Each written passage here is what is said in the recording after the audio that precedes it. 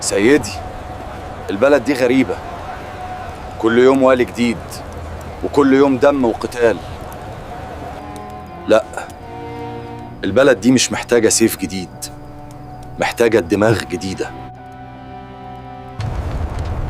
بعد خروج الحملة الفرنسية من مصر، لم تكن البلاد تبحث فقط عن قائد عسكري جديد، بل عن رجل يفهم تعقيدات الواقع ويعرف متى يستخدم القوة ومتى ينتظر اللحظة المناسبة.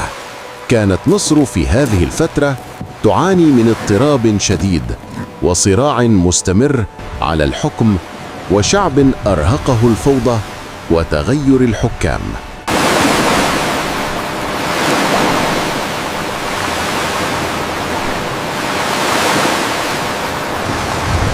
جاء محمد علي إلى مصر ضمن قوات عثمانية أرسلت لإخراج الحملة الفرنسية.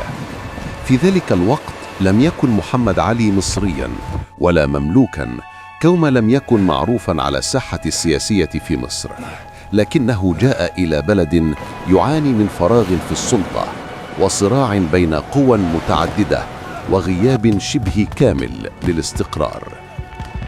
أدرك محمد علي منذ البداية أن مصر ليست مجرد ساحة معركة، بل دولة تعاني من صراع طويل على الحكم، وفهم أن السيطرة على البلاد لا تقوم على القوة وحدها، بل على فهم طبيعة المجتمع المصري ودور القوى المؤثرة فيه، وخاصة العلماء وعامة الشعب.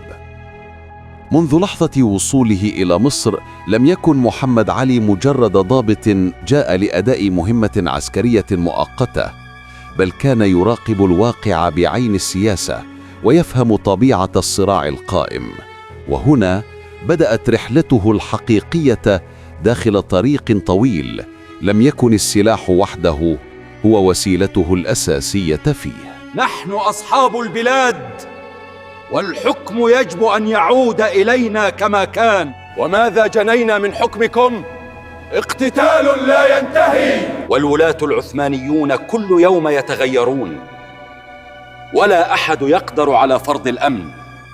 بعد خروج الحملة الفرنسية لم يكن الحكم في مصر مستقراً على الإطلاق، فقد تنازعت 3 قوى كبرى على السيطرة: المماليك الذين رأوا أنفسهم أصحاب الحق القديم في حكم البلاد وظلوا يحاولون استعادة نفوذهم بكل الطرق. كانت البلاد في حالة صراع مفتوح لا يستقر فيه والي ولا تهدأ فيه الفتن. هذا الاضطراب جعل المصريين يفقدون الثقة في كل القوى المتصارعة، فالمماليك كانوا منشغلين بصراعاتهم الخاصة، والولاة العثمانيين يتغيروا بسرعة، والإنجليز يسعون فقط لخدمة مصالحهم. ولذلك لم يكن أمام الشعب المصري سوى انتظار قوة جديدة تستطيع السيطرة على الفوضى ووضع نهاية للصراع. كان الصراع على الحكم في مصر بعد خروج الفرنسيين هو السبب الأساسي للفوضى وغياب الأمن وتعطل الحياة الاقتصادية. ومع الوقت بدأ الناس يطالبون بوجود حاكم قوي يعيد الاستقرار للبلاد ويوقف الصراع بين القوى المتنازعة. عايزين حد يعيد الأمن للناس. البلاد لا تستقيم إلا بحاكم قادر وعادل، وهذا ما نفتقده الآن. وسط الصراع القائم على الحكم، اتجه الضابط الألباني لطريق مختلف عن باقي الأطراف المتنازعة، فبدلاً من الدخول في صدام مباشر، يا سيدي احنا تعبنا، لا في أمان ولا استقرار، بدأ بمحاولة كسب ثقة الشارع المصري والاقتراب من الناس وسماع شكواهم وفهم أسباب الغضب المنتشر بينهم. كان يدرك إن أي سلطة، احنا مش ضد حد يحكم، احنا ضد الفوضى، لا يمكن أن تستقر في مصر دون قبول الناس بيها. ومع الوقت بدأ اسمه يتردد بين الناس كبديل ممكن يحقق لهم قدراً من الاستقرار بعد سنوات من الاضطراب. لكنه كان يعلم إن الشارع وحده لا يكفي، وإن القوة الحقيقية في مصر لا تأتي إلا بدعم أهم مؤسسة دينية في البلاد، الأزهر الشريف. وكان الأزهر في ذلك الوقت بيمثل القوة الشعبية الحقيقية اللي تستطيع التأثير في الناس وتوجيه الرأي العام. ولذلك كان كسب ثقة العلماء خطوة حاسمة في طريق السيطرة على الحكم. بهذا الأسلوب استطاع الضابط الألباني إنه يجمع بين دعم الناس وتأييد العلماء دون إنه يرفع سيفه أو يدخل في مواجهة مباشرة. وهنا بدأ ميزان القوة يميل تدريجياً، وأصبح الطريق ممهد لخطوة أخطر هتنقل الصراع من الشارع إلى قصر الحكم نفسه.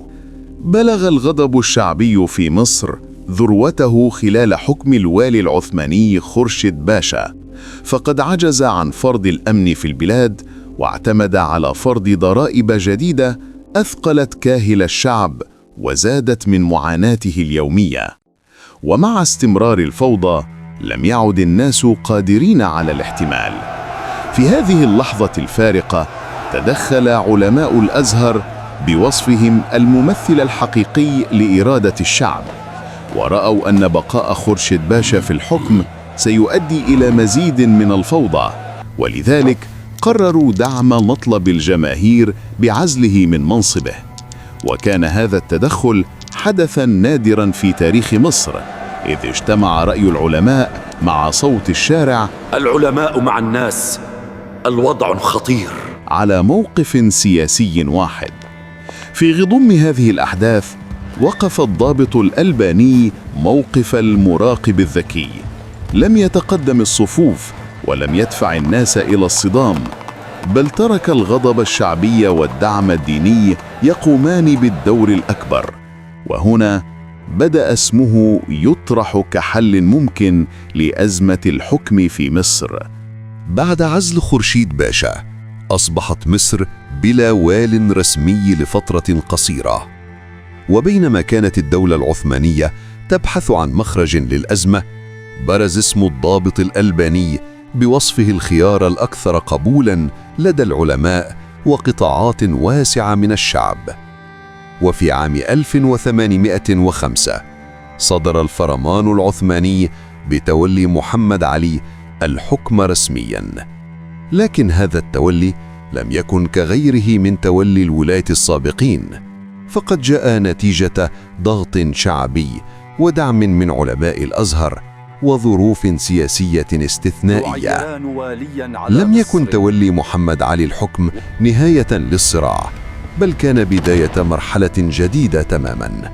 فمصر ما زالت مليئة بالمشكلات، وخصوم الحكم لم يختفوا بعد، والدولة تحتاج إلى إعادة بناء من جذورها. يعني خلاص البلد بقى لها حاكم؟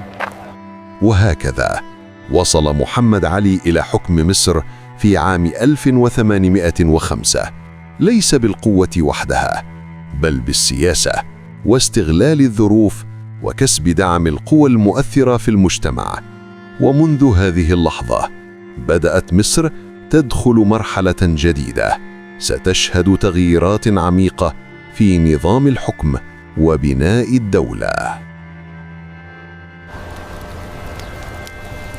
ما ربش محمد علي الحكم مصر بالقوة وحدها ولا بالسيف فقط، بل وصل باستغلال لحظة تاريخية نادرة اجتمع فيها غضب الشعب ودور العلماء وضعف السلطة العثمانية، فاستطاع أن يجدوا نفسه كحل أزمة الحكم لا كطرف في الصراع فقط. لكن محمد علي كان يعلم جيداً أن الوصول للحكم مش هو التحدي الحقيقي، وأن تثبيت الحكم والقضاء على الخصوم وبناء دولة قوية هو الامتحان الأصعب. ولهذا كانت المرحلة القادمة هي الأخطر في تاريخه وتاريخ مصر.